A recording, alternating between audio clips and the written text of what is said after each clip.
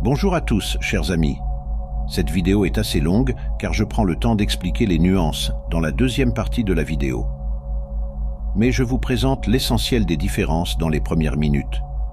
Je vous remercie pour votre soutien. Voir la communauté grandir est une joie immense. J'espère pouvoir vous aider dans votre quête de l'harmonie.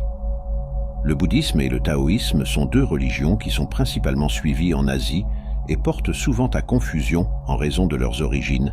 En effet, on tend souvent à prendre l'un pour l'autre et ce n'est pas toujours très clair. Revenons donc aux origines. L'une des principales différences entre eux est que le taoïsme est originaire de Chine, tandis que le bouddhisme est originaire de l'Inde. On pense que le taoïsme est né à la fin du IVe siècle avant Jésus-Christ, tandis que le bouddhisme est né entre le VIe et le IVe siècle avant notre ère. Comme vous pouvez le voir, les deux religions sont encore plus anciennes que le christianisme. Bouddha est le fondateur du bouddhisme tandis que le fondateur du taoïsme est Lao Tseu. Le bouddhiste tibétain Surya Das a écrit « La paix sublime du Tao est quelque chose que nous pouvons tous expérimenter, être en accord avec la réalité des choses, ce que les bouddhistes tibétains appellent l'état naturel.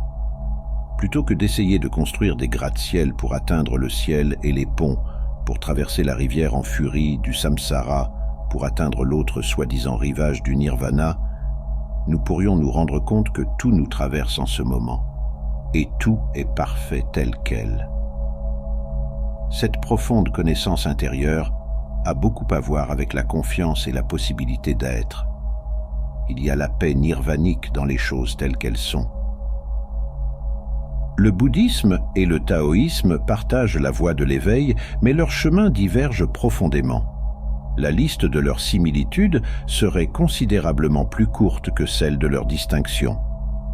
Leurs objectifs diffèrent, de même que leur conception de l'homme et du sacré.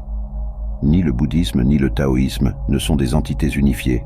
Diverses écoles coexistent et évoluent de manière distincte en fonction du temps et de la localisation.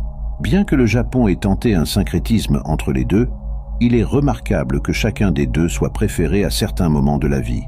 Les célébrations joyeuses penchent plutôt du côté du taoïsme, tandis que les événements tragiques conduisent davantage vers le bouddhisme. Dans le taoïsme, de nombreuses branches se sont développées, englobant des domaines tels que la médecine chinoise, les pratiques magiques, les exercices corporels et la calligraphie. Comme de nombreux courants de pensée en Extrême-Orient, le taoïsme regroupe un ensemble de pratiques variées, parfois contradictoires. Cette forme de pensée implique l'apprentissage de la voie du chemin, qui est la vie, en s'imprégnant d'une réalité fondamentale destinée à échapper à jamais à notre esprit. Pour faciliter la poursuite de cette voie, divers exercices et arts peuvent être pratiqués, tels que la respiration, les arts martiaux ou même l'aménagement d'espaces tels que les jardins. Cette approche du taoïsme remet constamment en question les conventions établies, offrant ainsi les moyens de rejeter toute autorité qui ne serait pas alignée avec la voie. Cette remise en question perpétuelle peut être révolutionnaire, car elle donne la possibilité de remettre en cause les structures de pouvoir qui ne suivent pas cette voie. Cette perspective peut fasciner ceux qui aiment réfléchir, tels que les scientifiques, car il semble que la réalité est destinée à échapper à tout jamais. Cette acceptation de l'ignorance comme une forme de véritable savoir trouve un écho chez les Na'vi du film Avatar, qui partagent des similitudes avec les principes du taoïsme. Le classique Tao de Ching révèle comment l'action et la contemplation sont des voies pour expérimenter l'harmonie, la paix et l'unité au sein de la diversité. Cela illustre à la fois les moyens habiles du bodhisattva à être là, à y arriver, à chaque étape du processus, et le secret sublime qui est le caractère inséparable de l'unité et de la non-forme. Le taoïsme, existant depuis plus de 2000 ans, tire son nom du mot Tao, signifiant « voie » ou la force vitale qui guide les êtres vivants dans l'univers. À la fin de cette quête, l'âme expérimente la réincarnation. Ainsi, le taoïsme adhère à la théorie de la réincarnation, où les adeptes cherchent à s'harmoniser avec la première cause de l'univers tout au long de leur vie, représentant la vérité ultime de cette religion. En raison de la nature inclusive du Tao, lorsque le bouddhisme est entré en Chine il y a 1800 ans, il a été facilement accepté malgré ses différences avec le taoïsme. Un sens de l'optimisme et de l'humour règne dans l'ancien Tao, qui s'exprime à juste titre comme une errance insouciante. Malgré cela, les Chinois considérèrent les enseignements bouddhistes comme une autre façon d'exprimer le Tao. Le bouddhisme n'est pas une religion, même si beaucoup de gens le disent et pratiquent le bouddhisme comme une religion. Le but le plus élevé du bouddhisme consiste à atteindre le nirvana ou l'état de la plus haute félicité ou la félicité suprême. Cela s'appelle autrement la félicité spirituelle atteinte. L'un des fondements de la croyance bouddhisme est que le bonheur ne puisse être bâti sur la richesse. En effet, la vision bouddhiste est basée sur la philosophie stoïque. Il croit que la richesse n'est pas absolue. Le Bouddha a partagé une multitude d'enseignements, mais les principes fondamentaux du bouddhisme se résument aux 4 nobles vérités et au noble chemin octuple. La première vérité énonce que la vie est intrinsèquement liée à la souffrance, englobant les défis tels que la vieillesse, la maladie et la mort, ainsi que les contraintes psychologiques quotidiennes. Selon cette perspective, la souffrance est une réalité incontournable pendant toute la durée de la vie. La deuxième vérité encourage un point de vue positif, évitant le pessimisme. Les moines bouddhistes soulignent l'importance d'adopter une attitude réaliste et positive, plutôt que de s'attendre systématiquement au négatif. La troisième vérité met en avant la vertu de la résignation, soulignant l'apprentissage du contentement et du bonheur. Selon le bouddhisme, le désir fondamental de l'humanité réside dans le souhait de continuer à vivre, aimer et apprécier le monde environnant, créant ainsi une énergie propice à la renaissance. Enfin, la dernière vérité concerne le noble chemin octuple, qui représente la voie vers la cessation de la souffrance.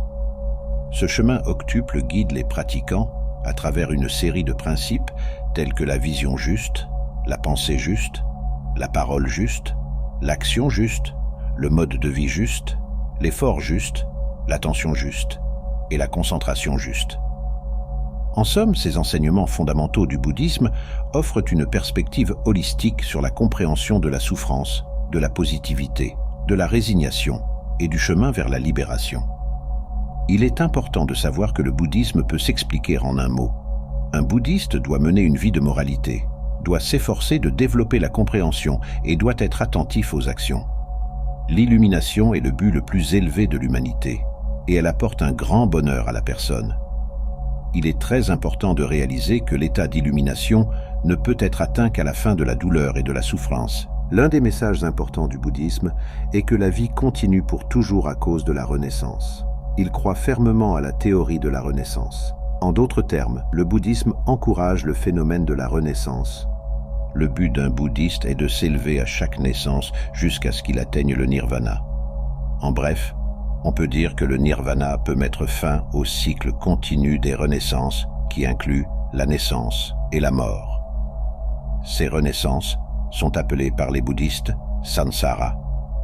Curieusement, il existe une forme de bouddhisme taoïste connue sous le nom de Tichan ou Chan, qui, des siècles plus tard, évoluera vers sa version japonaise, le Zen. Lorsque le bouddhisme a fait son entrée en Chine au cours des premiers siècles de notre ère, il a rencontré un taoïsme déjà solidement établi. La tradition rapporte que Bodhidharma, 12e patriarche de l'Inde et premier patriarche chinois, est celui qui l'a introduit en Chine. À cette époque, les Chinois étaient peu enclins à la ségrégation sectaire, ne voyant aucune contradiction à puiser dans chaque tradition ce qui leur convenait.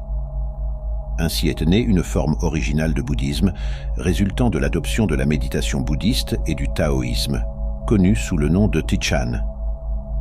De nombreux écrits témoignent de son existence, bien que parfois difficiles à dénicher. Plusieurs lignées de patriarches ont suivi, notamment les écoles du Nord et du Sud. Ces pratiques se fondent largement sur l'instant présent et la pleine conscience, mais pas nécessairement dans le but de l'amélioration personnelle que l'on peut souvent observer aujourd'hui. Elles visent plutôt l'oubli du moi, conduisant inévitablement, sans désir particulier, à la conscience de la véritable nature fondamentale de l'individu. Chers amis, j'aimerais prendre un moment pour vous remercier pour votre soutien, vos visionnages et vos j'aime. Voir notre communauté grandir, lire vos retours et constater que mes vidéos résonnent avec vous est une source constante de motivation et d'inspiration. Votre soutien m'encourage à aller toujours plus loin. Un grand merci à vous tous.